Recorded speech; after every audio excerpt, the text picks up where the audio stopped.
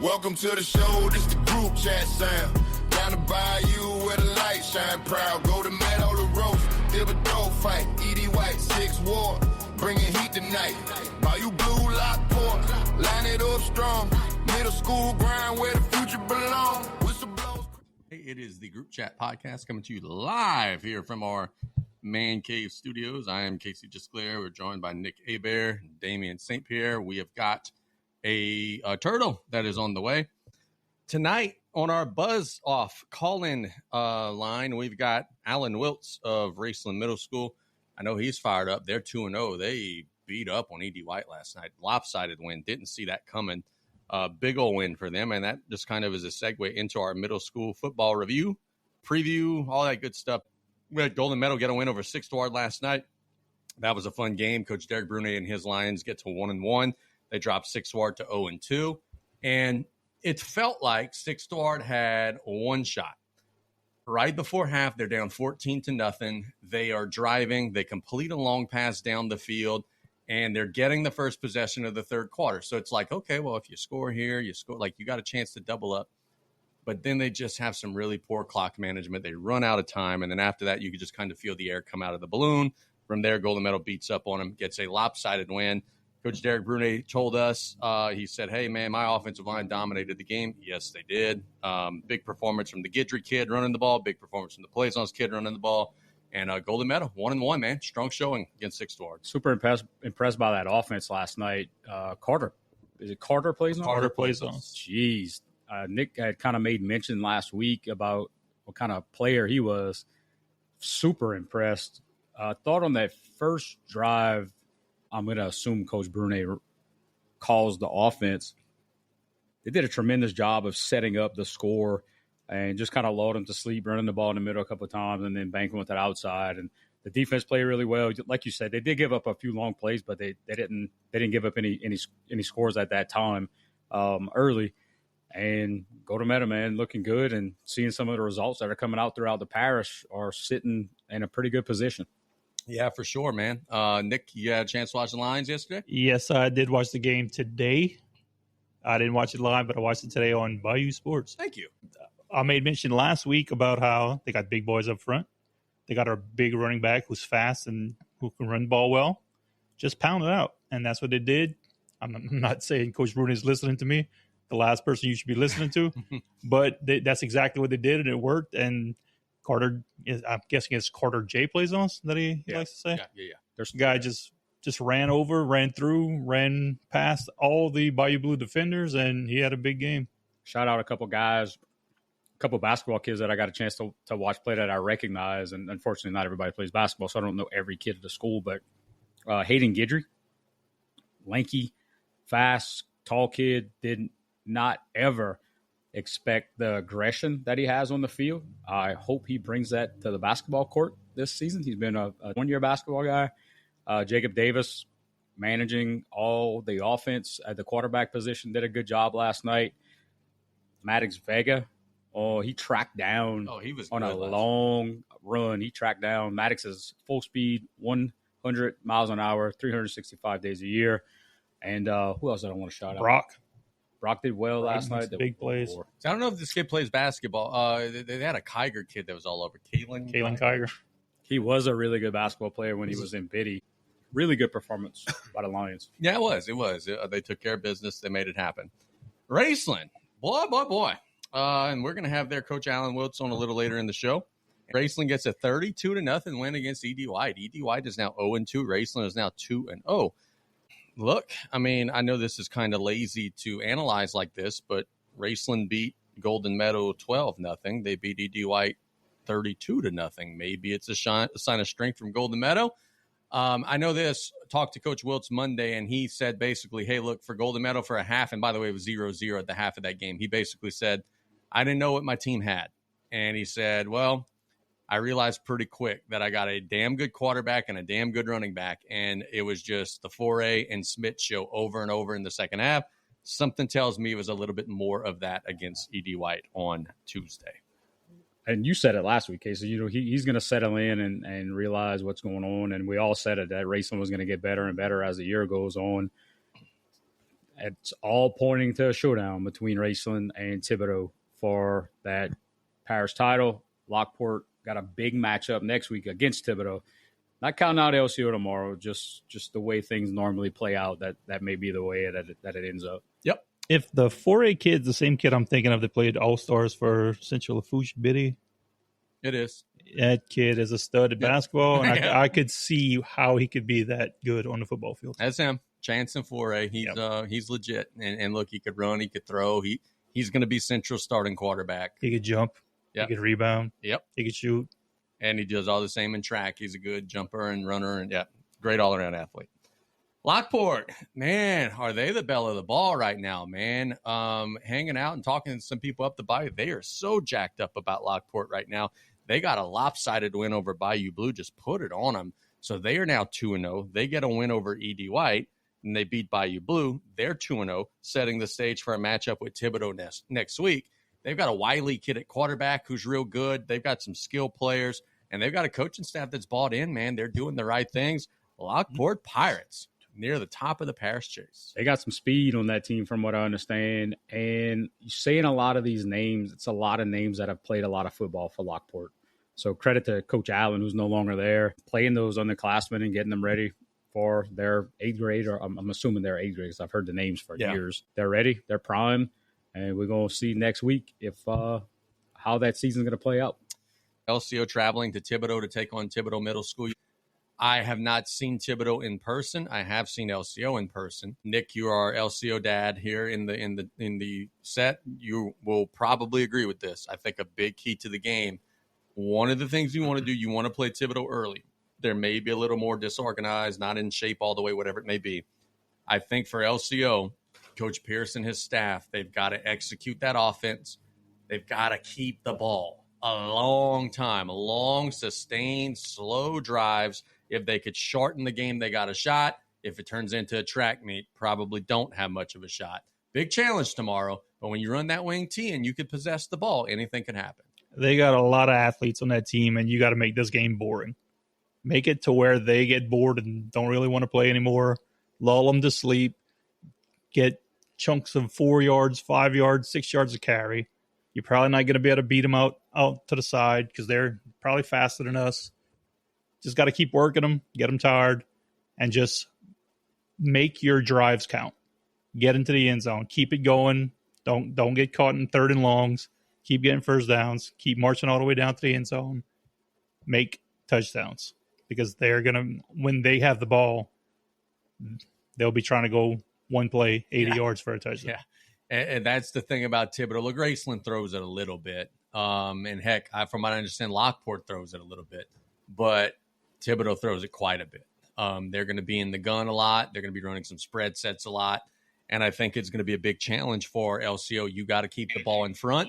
You got to make sure that they're not taking the top off of the defense because, like you said, there's nothing more demoralizing than when you have an 11 or 12 play drive and you get stopped on a turnover and downs and then boom, one play they score a touchdown. You got to avoid all that stuff. Yeah, I saw a lot of those Thibodaux kids at the Jamboree, and it looks like some grown-ass men out there. So you got to watch out for that. They're big, they're fast, they're athletic, and they're Thibodaux. This is what Thibodaux usually is, and you just gotta beat them with X's and O's because you're probably not going to be able to out athleticism them, if that's even a word. Out athleticism them. Very good, Nick. Thank you. Some good analysis from Nick. Let's talk about middle school next week real quick. Lockport against Thibodaux, huge matchup, undefeated versus maybe undefeated. LCO against E.D. White. Hey, look, maybe a chance for LCO to jump up and bite them. E.D. White's without a couple of pieces right now. Raceland in 6th Ward. God bless you, 6th Ward. Golden Meadow and Bayou Blue. It'll be a good one. I think that's another very winnable game for the Lions.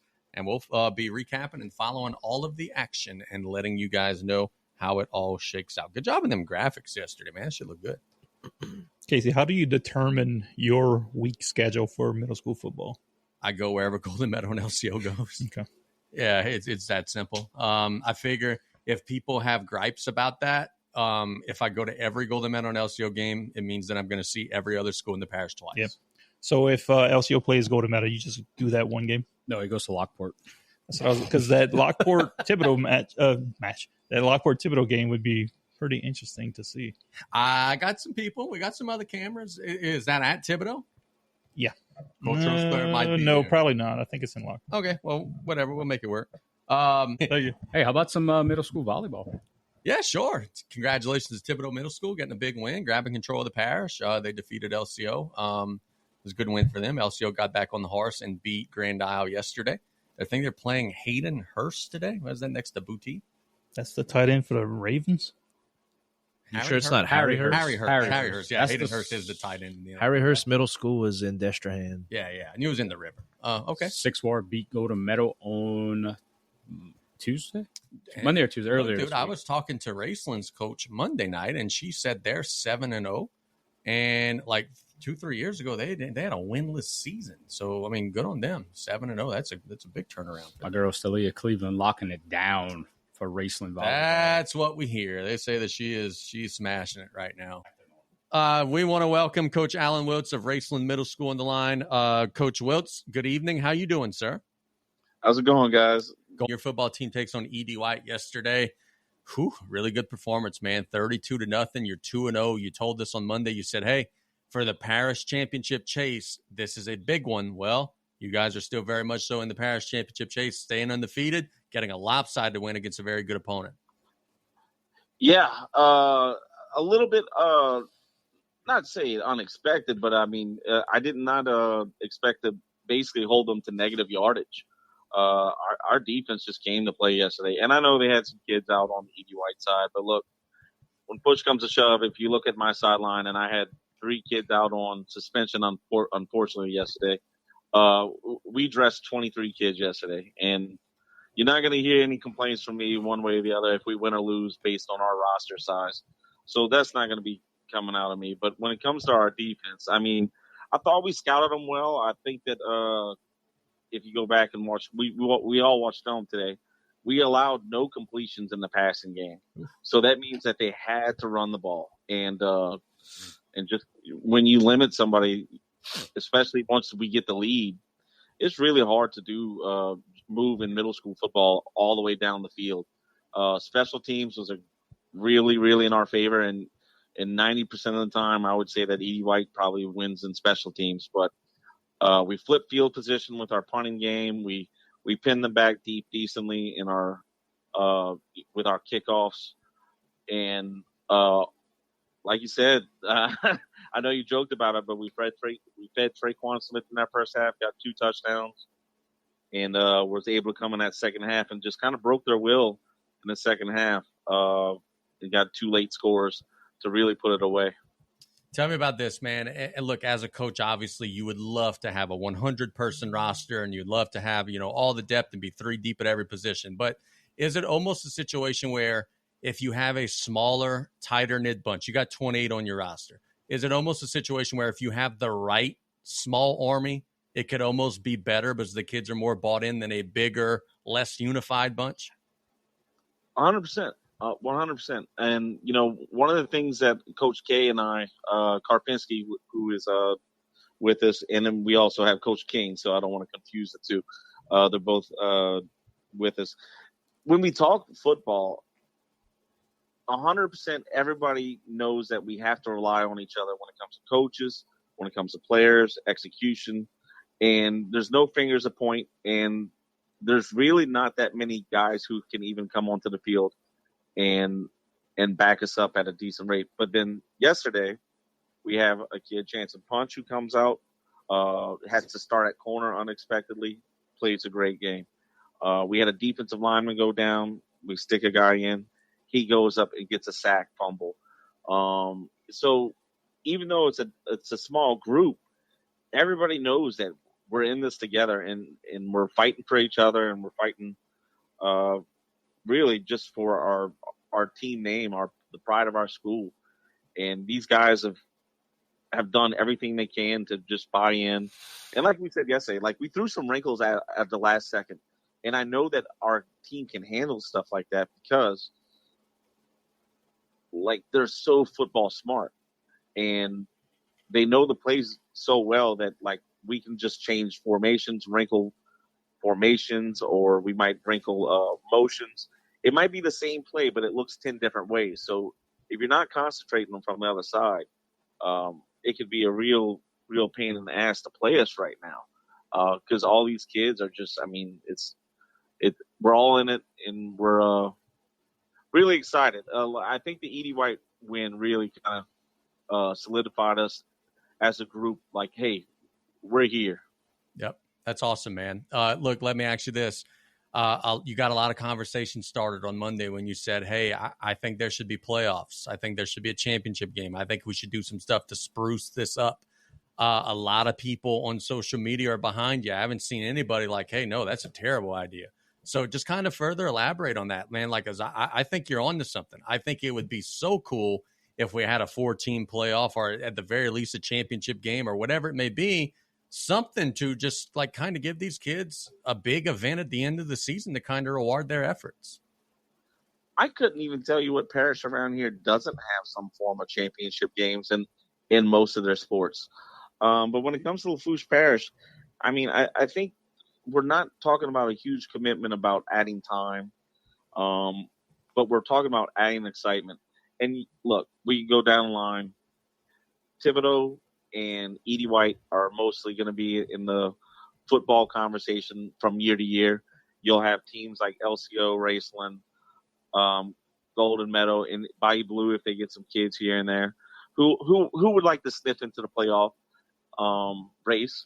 And you can't tell me that nobody. I can tell you right now, I didn't want to play Bayou Blue at the end of the season last year. Hunter Babin and God, what's his name? Quarterback. Domain? Was it a Domain? Domain, yes. Yes. Jackson Domain. Yeah. Those nobody wanted to see those guys again. They would have loved that opportunity, and Emil knows, like, they had their best season ever last year. So why not try to reward these kids with a chase of a championship with a team that might not normally have those types of aspirations? It's not much more of a commitment either to time-wise. So I really don't understand, like, why we can't get this figured out. I've proposed it twice at our athletic directors meetings, and both times were shot down. I guess with a little bit more support, I'll throw my head back up on the block again and see if I can get this across, or if it gets chopped off, it gets chopped off. It is what it is. What are they saying in opposition? What is the reasoning for not wanting to do it? Some teams are not competitive, according to some athletic directors. Well, So then they don't make the They playoffs. won't It make doesn't matter. Not everybody gets a trophy. Well, and that's the joke that I said, to you, Coach Gale, is like this. Everybody needs to be in the All-Star game, and everybody needs to be, in the championship game. We all need to share, the same record. No, man, that's not what sports is. That's not what sports has ever been. Competition is what I live for. I mean, anybody who loves sports has never said, you know what my favorite game was? That game that ended in a tie. Nobody's ever said shit like that. So, I mean, to me, especially, you're going to have these years where you have these outlier teams where a few years back, LCO, wiped the floor. Yeah, I know. They wiped the floor with everybody. And yeah, so a championship game with LCO might not have been that exciting. But the idea that just give me a chance is something that you can't replicate. So I'm hoping that this year, we do have some new athletic directors in the house. So maybe I can get them on board to see my way, but you also have to get the principals to buy in. And sometimes that could be the stoppage right there, because if we're talking about adding another week of games or 2 weeks of games possibly, then that means that that's one less night that they're not at home. So, it's tough. You just got to get the right people on board at the right time. But most of the principals that won't be at these games are not the schools we're even talking about. So you wish they would just try to help us pass it through, especially the schools that really love and care about sports. Yep. Coach, do you remember if they ever had something like that in Lafourche Parish? I can remember I was the head coach at Golden Meadow basketball in 2014, I believe. and there was a 14 playoff at the end of that season. And I just remember the kids and everybody wanted to know who won that night and where we were in the standings. And I could remember this was obviously 10 years ago, 11 years ago, that we were one game out of being in the top 4. And I remember going to watch the games, and the games were super competitive. And like you mentioned, a team like a Bayou Blue last year, you never know what would happen when you get in that playoff scenario. You just don't know, and that's the beauty of it. Yeah, I mean, and this is why I want it. You know, so I must have joined. I saw my first year was 2015, and there was no playoffs then. So I'm assuming that it must one or 2 years, somewhere around there, it must have died. But I'm not sure why it died. I know that when I was in school, it was all just based on record. Then they brought a championship game out for a few years, and then it disappeared. So I'm not too sure the history of that. I'd like to ask a few other coaches. I'll probably call Coach Riley and see what he knows, because he's been around a little bit before me. But yeah, just the idea of we're playing for a championship is so much more exciting than hey, this is the last game of the season. You're undefeated and you're playing for your championship, but it's not against necessarily the best team. Here's a case in point. So one year, Raceland basketball is playing against our rivalry, Lockport, and we end up winning the game by 55. Oh. And it's I mean, we were stacked that year. Brandon Daniels was on the team. We had a super stacked team, and it wasn't really a championship game feel, because yes, that's our last game. If we win, we're the champions. We weren't playing against West Thibodaux. We weren't playing against LCO, Golden Meadow. So because of that, it's just, it's not the feeling that you want at the end of the season when your best players are sitting on the bench in the second quarter. Yep. No, that's fair, man. That's fair. Look, I'll leave you with this, Coach. You know, you guys are now 2-0, and the boys are feeling good, and I'm sure they're walking around the halls with a little extra swagger. How do you make sure that they're staying focused and are using the confidence positively and not negatively, and starting to eat that rat poison? If we fail, we'll always remember it. And we have the biggest opportunity in front of ourselves. We have not been 2-0 football-wise in quite some time.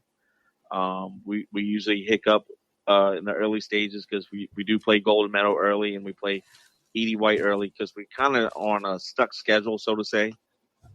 We play the opponents in the same order the last few years. So for us to kind of finally get over that hump and get us to that 2-0 barrier, I told them that don't matter if we stumble here in the next few weeks. So we got to stay focused in the classroom first, stay focused on the field first or second, and then we just need to execute from here on out. I will say this: before the game against Edie White, we're doing warm-ups yesterday and call a few plays just to get us warmed up before we go out there. And I could tell something was off, and I called them all in. We huddle up, and I tell them, this is exactly how I felt last year when we played against LCO, and we got stomped from the get-go. We couldn't snap the ball. We couldn't run the ball, couldn't do anything. And so I'm telling them this story, and they all of a sudden super focused, finished up warm-ups great, end of the game great, obviously. So at the end of the game yesterday, we start talking about, look, you went from being, the hunter, now you're going to be hunted. You got teams that are going to be down the schedule who are looking to upset you. They want to be the ones that knock off Raceland. Or better yet, there's going to be teams that want to say that they're better than you. And I keep pointing at them and saying, nobody's better than you guys, but we got to prove it. Yep. Because it doesn't mean anything if you don't prove it. Yep. Coach, your neighbors to the Lockport side, I know you've seen them before. Is that surprising to you that they're coming out the gate so strong? I know a lot of us on the panel were a little surprised, but I know they have a lot of guys with some experience. Yeah, me and Jacob Allen were joking about this when he moved on. He's like, man, I'm sad to leave because I know that this is going to be a great roster next year. he joked like, hey, you never know, Raceland versus Lockport might be a championship type game next year. And sure enough, both of us have gotten out the blocks with a great start, both being 2-0. So I'm really looking forward to seeing what they can do. I know they're legit. The way that they hit and that they play, they are super, super disciplined. They listen to their coaches really well. So I know they're legit. It's all on their shoulders now to just do like what we're doing at Raceland. Is everybody is, looking at them. The lights have gotten a lot brighter on Lockport, so they're going to have to perform. I know they can do it, and I'm looking forward to the challenge down the road. Good deal. Hey, man, we thank you so much. Love you, brother. You know that. I hope that you have a wonderful weekend. And if you are on the home side at any point on Friday, come swing by and say hello, man. Will do, man. Y'all have a great evening. Yep, that's Coach Wiltz with Raceland. Great guy, and they got a good football team, man. They are 2-0, trying to win the parish championship. And by the way, what he said a second ago, dead on. We got to get that playoff. Do you know how much money them schools would make, man? Right. We got to get that playoff. There's no reason not to. I tell you what, that was a really good interview. We appreciate your time, Coach. He mentioned something that not a lot of people get to experience. He mentioned going from being the hunted or being the hunters to being the hunted. Yep. That's a big, quote unquote, target on your back. Yep. And it's going to be interesting to see how some of these teams that maybe aren't used to that respond to that. I'm anxious to see. And Coach, we appreciate your time. And I just texted him. He did a great job. I definitely have to have him on again. Did not realize the level of fandom he had for us, and we definitely appreciate. Oh no, yeah. He's a good dude, and he would be one that would come hang out with us here too if we invited him. That Raceland team last year was you could tell they were good. It's just that they had little things that they kept on just screwing up on. Like they would line up in a shotgun, and the center quarterback exchange against LCO at least was shaky. And they had a lot of turnovers like that, and that's how LCO beat them. And if they got that fixed, they're definitely going to be a tough team as they're 2-0 this year in district. And that's wraps up another very good edition of the Group Chat Podcast. We thank you guys so very much for listening. We'll be back next week. I think next week has to be a Thursday. I think middle school's Tuesday, Wednesday next week. But we will let you know over the weekend when we plan to air. So for Turtle and Nick and Damien, this is Casey signing off. You guys have a wonderful rest of the week. Take care. Thanks for listening. Don't go anywhere. And as always, go Tarps, and God bless America. Welcome to the show. This the Group Chat sound. Down the bayou where the light shine proud. Go to Meadow Lions, Thibodaux fight. E.D. White, 6 Ward. Bringing heat tonight. Bayou Blue, Lockport. Line it up strong. Middle school grind where the